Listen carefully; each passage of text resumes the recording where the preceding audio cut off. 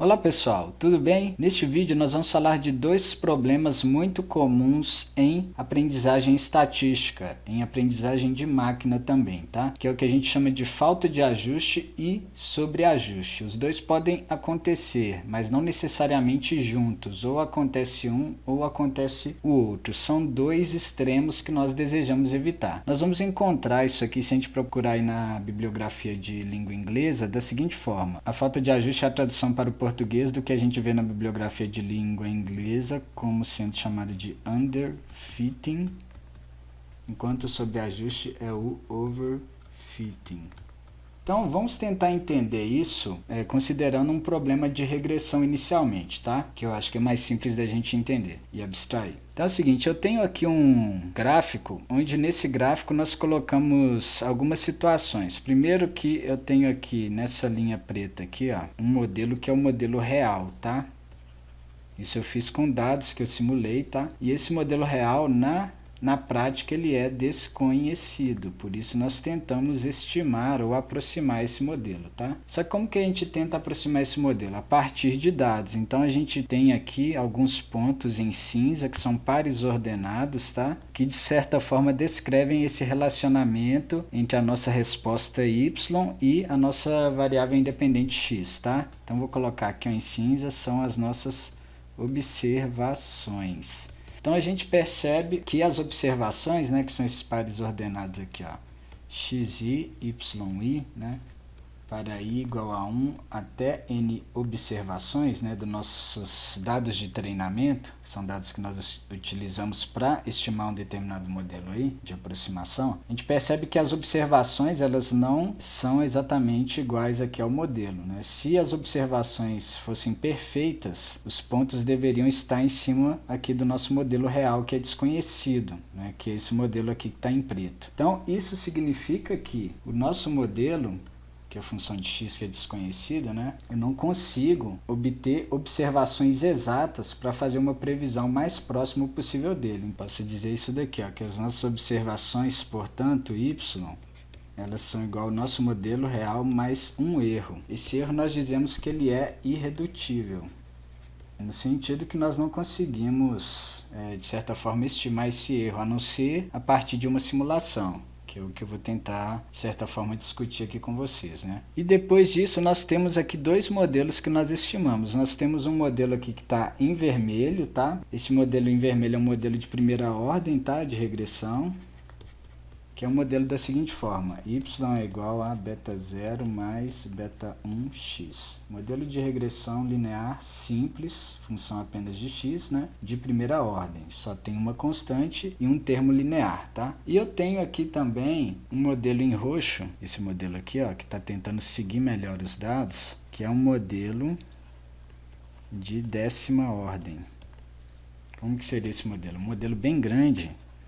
Modelo assim, ó, y igual a beta 0 mais beta 1x mais beta 2x ao quadrado mais beta 3x ao cubo e assim sucessivamente até o último termo que é de décima ordem, beta 10x elevado a 10. Tá? Então a gente vê que é um polinômio, uma aproximação aí que tem 11 coeficientes, tá? Uma constante mais aí coeficientes de graus até o linear até o de décima ordem, e é um modelo que geralmente a gente não vai recomendar o uso na prática. Na verdade aqui nesse caso nós estamos nos dois extremos, né? Então a gente tem um modelo aqui em vermelho, que é um modelo que também não é legal no sentido de que é um modelo que tem falta de ajuste. Porque a gente percebe aqui que o modelo em preto, esse modelo aqui, ó, ele é um modelo que aparentemente aqui parece um modelo de segunda ordem, né? Um modelo quadrático, ele tem uma curvatura, né? Então um modelo linear, se eu for utilizar ele para fazer previsão, na prática, ele é um modelo que vai apresentar aí um erro relativamente alto. E ele já apresenta um erro alto que é fácil de identificar no próprio treinamento, né? Então na hora de fazer o treinamento você já consegue de certa forma identificar a falta de ajuste. ajuste, ele vai dar um erro relativamente alto, né? E a gente vai conseguir avaliar isso com medidas de ajuste, que eu não vou entrar em detalhe agora. Já o modelo de 10ª ordem, o problema dele é o seguinte, que ele apresenta aqui um sobreajuste. Por quê? Porque ele se aproxima muito bem dos dados, se aproxima muito bem das observações, tá? Vou só apagar esse cedilha aqui para não ficar parecendo com uma derivada ali, né? Colocar ele mais para cima aqui. Mas enfim, o problema é o seguinte, que tipo, o objetivo aqui do ajuste de um modelo, nesse caso de regressão, não é de aproximar as observações, mas de tentar uma aproximação para um modelo real, que é desconhecido. Então, na prática, se você tem um modelo que tem um ajuste alto demais, que é o que a gente chama aqui nesse caso de sobreajuste, você pode desconfiar. Mas como que eu vou saber se ele tem autoajuste? Porque quando eu faço o treinamento, eu tenho alguns dados e faço o treinamento desses dados, eu tenho o objetivo de conseguir uma aproximação boa. Só que essa aproximação, se ela for baseada apenas nos dados de treinamento, você sempre vai correr o risco de ter o que a gente chama de overfitting. Então, por isso, na prática aí de aprendizagem de máquina, o que é recomendado é você pegar o seu conjunto de dados.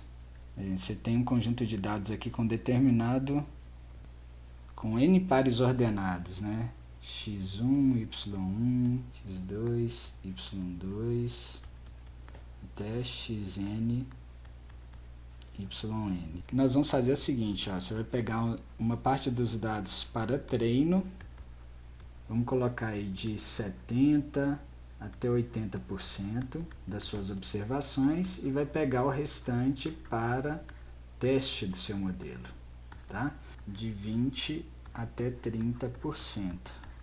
E aí o que acontece? Você, depois de fazer o treinamento do seu modelo, se ele conseguir um ajuste satisfatório para os dados de teste, aí de certa forma você pode considerar que ele não tem sobreajuste. Então, o problema de sobreajuste ele é considerado tão grave quanto o problema de falta de ajuste, porque vamos supor que eu considerei aqui esses pontos em cinza aqui para fazer o treinamento, né? E depois na hora que eu vou fazer o teste, eu tenho um dado de teste que está por aqui assim, ó.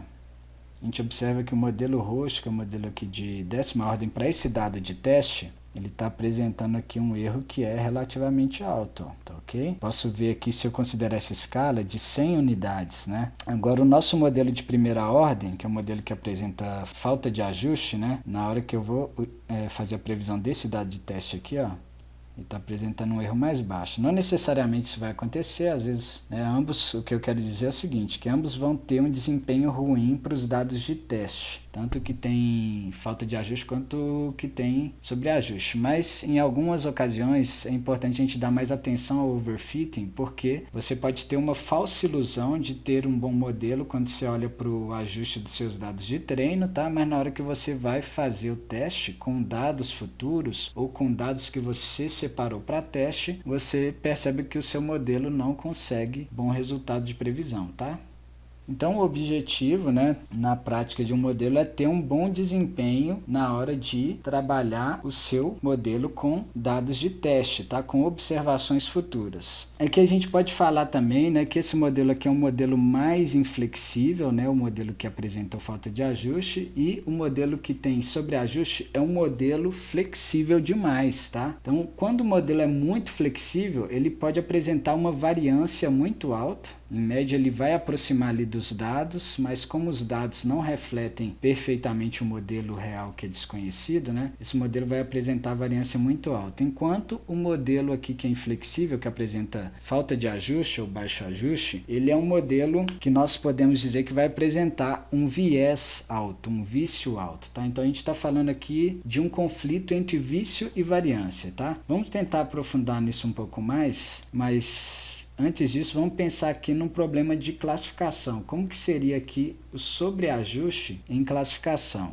ou overfitting em classificação, tá? Eu peguei aqui, ó, um exemplo de um método que nós vamos aprender nesse curso, que é o método que a gente chama de K vizinhos mais próximos. Em inglês é K nearest neighbors. Esse tipo de modelo, o que a gente vai trabalhar? A gente vai prever a probabilidade de Y pertencer a uma classe J, dado que X é igual a x0. Como que a gente vai fazer essa previsão com esse método aqui de k vizinhos mais próximos? Então observe aqui que eu tenho duas classes, nesse caso a classe A e a classe B. A classe A seriam os pontos em rosa, tá? Os pontos maiores aqui, e a classe B os pontos em verde. E aqui o nosso modelo, com base nesses dados que a gente considerou de treinamento, ele separou essas duas regiões. A região que está em rosa aqui, ele faz a classificação como pertencente à classe A e a região que está em verde como pertencente à classe B. O problema aqui do sobreajuste a gente vê porque tem algumas regiões aqui que estão ilhadas, que talvez seriam observações aí que tem um erro em relação à realidade, que ele leva elas em consideração para criar algumas ilhas aqui que poderiam gerar um erro quando a gente trabalhar aí dados de testes ou observações futuras. E a gente está fazendo essa classificação com base em duas variáveis. Se fosse fazer um modelo aqui que talvez teria um ajuste mais interessante, ele seria próximo de um modelo linear, né? Um modelo aqui com regressão logística, talvez, né? Teria uma aproximação legal sem o problema do sobreajuste, tá? Mas aí como que esse método aqui dos k vizinhos mais próximos funciona para a gente entender por que essa classificação que eu fiz aqui deu sobreajuste nesse caso. Então vamos supor aqui, ó, que eu tenho um ponto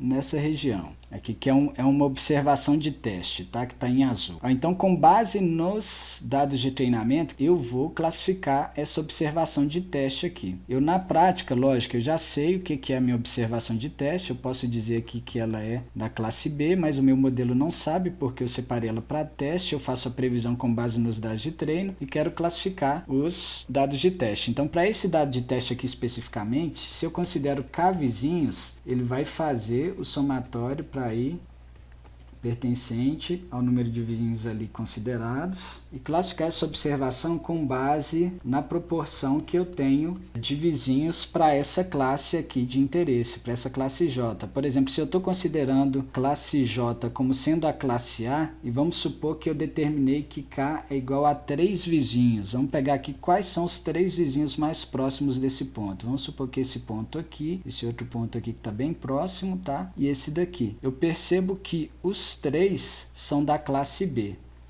Então, a probabilidade de ser da classe J que eu considerei, que é A nesse caso aqui, é nula, porque os 3 são da classe B, né? Então 100% de probabilidade de pertencer a outra classe. Tranquilo? A classe B. Agora, se eu considero um ponto aqui, ó, os 3 vizinhos mais próximos, eu acredito que seriam esse daqui, esse e esse, tá? Então, eu tenho 100% de certeza, considerando K igual a 3, né? Que esse ponto de teste aqui é pertencente à classe A. Agora, tem algumas regiões, por exemplo, se eu pego esse ponto aqui, ó, eu considero os 3 vizinhos mais próximos. Eu tenho esse verde, eu tenho esse rosa aqui e eu tenho, acredito que esse daqui, ó, que também está em rosa. Eu tenho 2 rosas e um verde, então tem maior probabilidade dele pertencer à classe A, tá? Então, beleza, se eu considero 3 vizinhos, eu vi aqui como que eu faço a classificação. Quando que eu posso ter o sobreajuste aqui, quando eu utilizo o método dos K vizinhos mais próximos? Por exemplo, quando eu considero um número de vizinhos muito baixo para fazer a classificação, que é o que aconteceu aqui. Nessa simulação que eu fiz, eu considerei no ajuste do modelo K igual a 1 vizinho. Então, para toda essa região aqui, ó, se eu tiver pontos de teste nessa região, o vizinho mais próximo, o único vizinho, vai ser esse ponto em rosa. Então, ele vai classificar toda essa região aqui, né, considerando aqui, se eu tivesse pontos de teste nessa região, como sendo rosa, e aí eu tenho um sobreajuste, tá? Porque possivelmente, eu vejo aqui, como eu tenho nessa região a maioria dos pontos em verde, eu só tenho um em rosa, se eu considerasse mais vizinhos, a partir de 3 aí, ele classificaria essa região aqui como pertencente à classe B, tá? Então, tenho aqui um problema de sobreajuste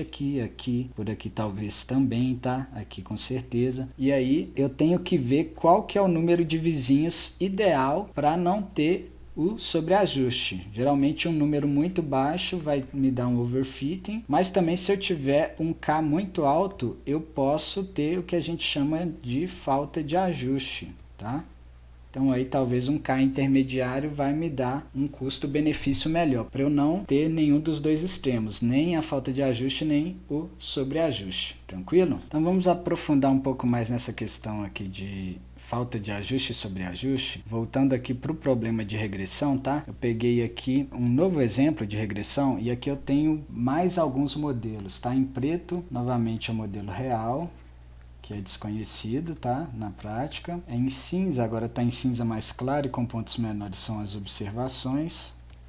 Beleza? Aí eu tenho um modelo linear que está em vermelho novamente. Vou colocar aqui de primeira ordem. Eu tenho em verde claro um modelo de segunda ordem, tá? Eu tenho em azul claro, tá um pouco difícil de ver porque ele está bem parecido aqui com o verde, tá? Mas é um modelo que tem uma flexibilidade maior. É um modelo de quinta ordem. Em roxo nós temos um modelo de 10ª ordem. Então, o que acontece? Nesse sentido, eu estou aumentando a flexibilidade do meu modelo, tá? Vou colocar aqui embaixo. Tá? Aqui são as nossas observações de treinamento, né? A gente percebe que quanto maior a ordem do nosso modelo, o polinômio que a gente vai estimar, mais flexível é o nosso modelo, no sentido que ele vai ter uma facilidade maior para seguir as observações. O problema é que as observações nem sempre refletem o modelo real. Se a gente observar aqui ó, a realidade, mais uma vez parece que é um modelo aqui quadrático, né? Então eu percebo que o modelo de segunda ordem talvez, né, tenha uma boa aproximação, tá, do modelo preto, o modelo em verde, tá? Então aqui no modelo em vermelho eu tenho o problema da falta de ajuste e aqui eu tenho o problema do sobreajuste, modelo flexível demais. Então o modelo intermediário talvez seria o modelo mais interessante, tá? O modelo em verde aqui que ficou até um pouco difícil de enxergar, né? Um modelo que não é nem inflexível demais e nem inflexível em excesso, tá? Vamos tentar entender matematicamente algumas coisas aí do porquê disso acontecer, né? Na prática nós queremos minimizar aqui o erro dos nossos dados em relação ao modelo que nós estamos aproximando, tá? Só que o problema é que quando a gente trabalha isso daqui, nós temos uma parcela do erro que seria aqui a esperança, né, considerando os dados de treinamento da realidade em relação ao nosso modelo. Tranquilo? Então o modelo real é desconhecido. Mas só que eu posso dizer que isso daqui é uma parcela do erro que é redutível. Como assim? De certa forma, para simplificar, nós podemos dizer que a partir de simulações nós conseguimos aproximar esse erro. Enquanto que a segunda parte seria a variância, né, dos nossos dados, das nossas observações, de y observado dado x. Por quê? Eu não consigo garantir que essas observações da resposta em relação à nossa variável independente são perfeitas, por causa do erro de medição, do erro de observação, enfim, por causa de outras variáveis que eu não estou considerando no nosso modelo, tá? E variáveis também de ruído aí que vão dificultar de certa forma essa observação da resposta, tá? Então essa parcela do erro aqui a gente chama de irredutível. Beleza? Então, porque na prática as nossas observações têm um erro aleatório associado, né? Conforme eu disse antes, né? Y é igual ao modelo que é desconhecido, o real, mais um erro, né? Então, estou falando nessa variância aqui, ó, seria a variância desse erro, desse resíduo, tranquilo? E aí, por exemplo, se eu pego todos aqueles modelos ali, ó, e fixo um valor de x para 0,7, por exemplo, vamos pensar aqui nesse valor aqui, voltando aqui rapidinho, x igual a 0,7. Quanto que vai dar minha realidade? Dá por aqui assim, ó, tá aqui embaixo 105,95, tá? F de 0,7. O que acontece? Na hora que a gente treina um modelo inflexível demais, a gente percebe que ele tem um viés alto em relação ao modelo real que é desconhecido. Então, essa distância aqui, ó, da média do modelo vermelho para o modelo real é um viés que nós consideramos elevado. Esse viés pode ser observado aqui também pelos box plots, e aqui seriam simulações que eu fiz, né? Eu fiz um número elevado de simulações aqui para a gente conseguir ver, de certa forma, a média aqui das previsões para esse dado de teste do modelo vermelho sempre vai ter aqui uma diferença alta em relação à realidade, tá? Mas quando eu tenho aqui modelos de ordem maior, eu consigo em média ter uma aproximação maior. Vocês conseguem perceber aqui a mediana, que é aqui a linha central do box plot, tanto para o modelo de segunda ordem, de quinta e de 10ª ordem, está bem próximo da realidade, ou então aqui, ó, aqui pelos gráficos de densidade, né, a média está próxima, especialmente aqui para o modelo mais flexível, que é o em roxo, está bem em cima mesmo, tá? Mas os outros também tá bom. O que acontece de problema é o seguinte, ó, quando eu aumento a flexibilidade do nosso modelo, eu percebo que eu aumento aqui a dispersão dele, então eu aumento a variância. Então, levando em consideração o erro redutível, nós conseguimos separar essas duas fontes de erro, né? Eu tenho o vício aqui nos modelos menos flexíveis, né? Ou viés, e nos modelos mais flexíveis eu tenho uma variância mais alta, tá? Então, recordando o erro redutível, que é a esperança, considerando as nossas observações de treinamento, tá?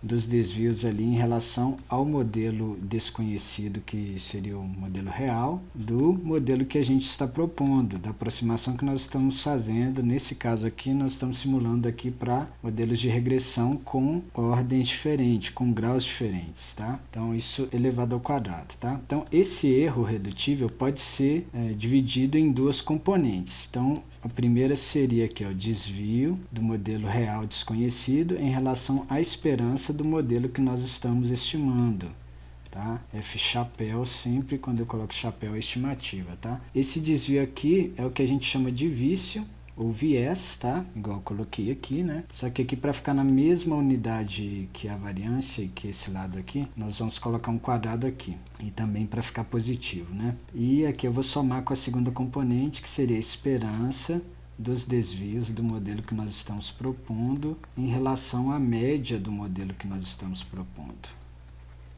tá? A média é a esperança. Vou colocar mais um parênteses aqui e fecho com colchete, né? E eleva ao quadrado.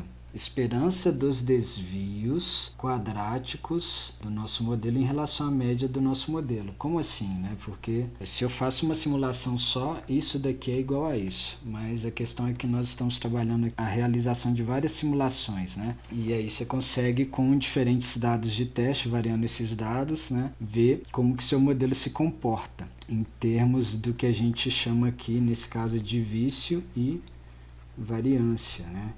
Então, o vício é o desvio do nosso modelo em relação à realidade. Igual eu coloquei aqui, ó, essa linha aqui e aqui também, né, nos dois gráficos demonstrados de forma diferente, é a linha que nos dá o valor original, o valor real, que na prática é desconhecido. Mas com simulação, né, que é o que a gente está fazendo aqui, a gente supõe aqui que a gente conhece só para tentar ver o que é melhor nesse caso aqui em termos de modelagem, em termos de flexibilidade do modelo, né? Então, a gente percebe que o modelo de grau mais baixo tem maior vício, né? Enquanto o modelo de grau mais alto tem maior variância, tá? A gente percebe aqui, ó, eu tinha destacado aqui antes, isso daqui seria a dispersão ou a variância, né? De certa forma aqui, a variância do modelo mais alto, representado pelo box plot, e aqui a dispersão do modelo mais baixo. Em compensação, o modelo mais alto ele não tem vício, né? E esse modelo aqui já apresenta um vício considerável em relação aos demais, né? Aqui também a gente pode ver pelos gráficos de densidade, ó, o modelo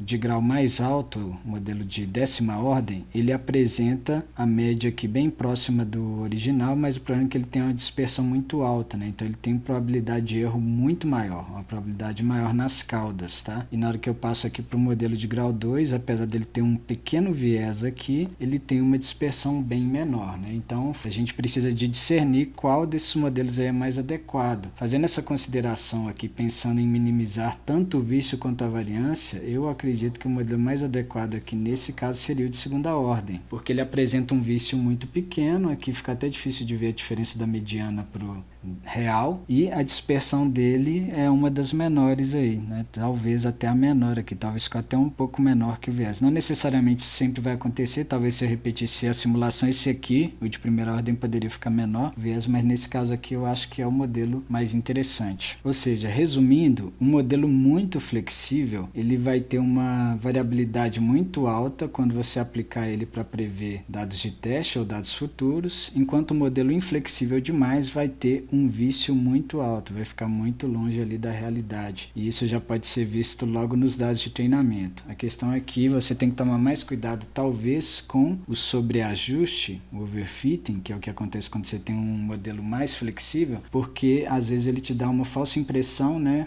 Uma vez que ele tem um vício baixo, na hora que você faz o treinamento ele te dá um ajuste alto, mas o problema é na hora que você aplica ele na prática, com dados de teste, ele vai ter uma dispersão muito alta, tá? tá certo? Então, o overfitting eu acho que requer mais atenção nesse sentido, porque o baixo ajuste, né, a falta de ajuste, é mais fácil de identificar logo no início da modelagem, tá bom? Mas na prática, como a gente desconhece, né, o valor real, uma vez que a gente desconhece o modelo real, como que nós fazemos para discernir qual modelo é o melhor, igual nesse caso aqui eu discerni pelo segundo modelo. Será que tem como discernir isso? Sim, é possível. Se você fazer esse procedimento de separar dados de teste e treinamento, a gente consegue entender isso daí melhor na prática, tá? Então vamos passar para essa parte. Nós podemos plotar alguma medida de ajuste, por exemplo, a média dos quadrados dos erros de previsão do nosso modelo em relação aos dados, considerando aqui a flexibilidade do nosso modelo, né? E os dados de teste e treinamento. Então isso sempre vai ser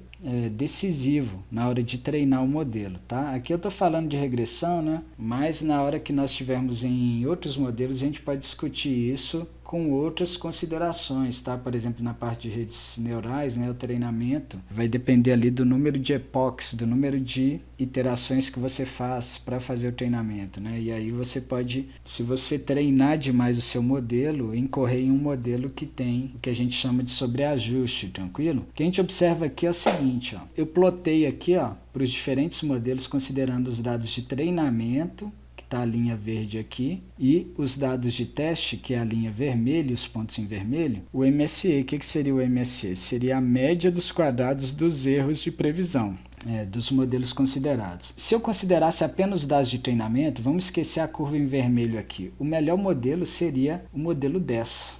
Porque ele apresenta o menor erro de previsão para os dados de treinamento. Só que tem um probleminha aqui, ó, que esse modelo mais flexível, que tem 11 coeficientes de regressão, polinômio de 10ª ordem, ele está seguindo as observações, ele não está seguindo a realidade, porque eu coloquei aqui em cinza, ó, o MSE real, tá? Então mesmo os meus dados têm um erro em relação à realidade, tá? Na prática eu desconheço, mas fazendo uma simulação igual eu fiz aqui, eu consigo estimar.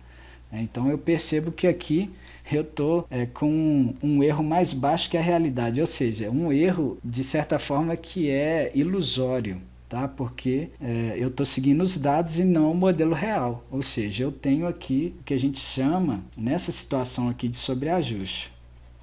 Como na prática eu desconheço o erro real, se eu trabalhar apenas com os dados de treino, eu posso cometer um erro aí me iludindo com esse modelo. Então, para eu ver se tem sobreajuste ou não, eu não conheço essa linha aqui que é do erro real, mas eu consigo separar os meus dados em teste e treinamento, né? E na hora que eu vejo que eu tenho uma divergência aqui muito alta entre teste e treinamento, eu posso também dessa forma identificar o que a gente chama de sobreajuste. Agora, quando eu tenho ambos os modelos aqui errando para muito, eu vou identificar o que a gente chama de falta de ajuste. A falta de ajuste eu já identificaria, né, só com os dados de treinamento, né? Mas lógico, tendo os de teste também eu confirmo, né, essa falta de ajuste. Agora o problema de sobreajuste aqui, para os dados de treinamento eu tenho um bom ajuste, um erro baixo, mas para os dados de teste não. Então qual que é o modelo melhor? Eu vou parar aqui, ó, no modelo que tem uma melhor aproximação aqui do meu erro, da medida que eu estou considerando para avaliar o meu modelo.